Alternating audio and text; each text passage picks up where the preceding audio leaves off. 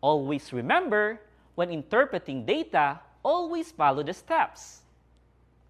Read the title, read and understand the labels, make a thorough analysis of the data presented. Use the data in the graph to answer the questions as a way of interpretation. Understand the story behind the data presented in the graph. To solve routine and non-routine problems using the data presented in a graph, follow the Polias method.